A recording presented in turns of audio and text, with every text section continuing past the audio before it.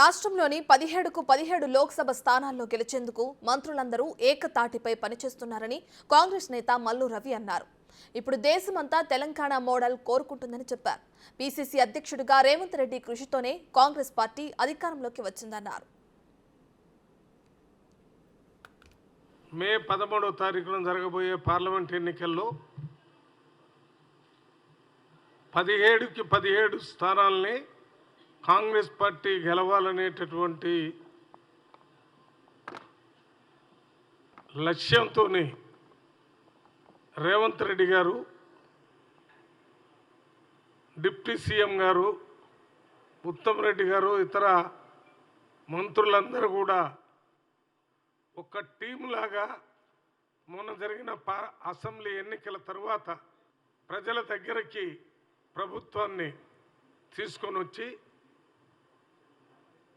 ప్రజలకి స్వేచ్ఛగా ఆలోచించటం, స్వేచ్ఛగా మాట్లాడుకోవటం, స్వేచ్ఛగా వారి ఇష్టమైనటువంటి పనులు చేసుకునేటటువంటి అవకాశాన్ని కల్పించి రాష్ట్రంలో పూర్తి ప్రజాస్వామ్య ప్రభుత్వాన్ని కాంగ్రెస్ పార్టీ రేవంత్ రెడ్డి గారు 100 రోజుల్లోనే నెలకొల్పటం జరిగింది. మొత్తం ఇవాళ తెలంగాణ రాష్ట్రంలో జరుగుతున్నటువంటి పరిపాలనని భారతదేశంలో ప్రజలందరూ తెలంగాణ మోడల్ ప్రభుత్వం కావాలని కోరుకుంటున్నారు.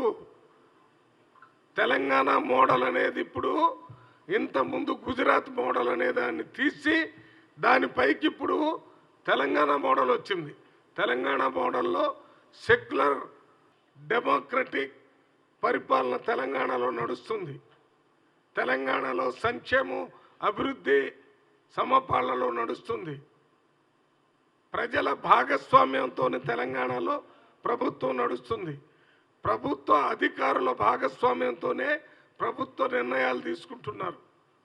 ఇవన్నీ తెలంగాణ మోడల్. ఇది మన ముఖ్యమంత్రి ఆయనంతటా ఆయన నేను ముఖ్యమంత్రి అని రాసుకొని ముఖ్యమంత్రి కాలేదు. రాష్ట్రంలో ప్రజల మెజారిటీ ఓట్లేసి ఆ నాయకత్వంలో పీసీసీ అధ్యక్షుడిగా ఉన్నప్పుడు స్పష్టమైన మెజారిటీ ముఖ్యమంత్రిని ఇస్తే ఏం మాట్లాడుతున్నారు?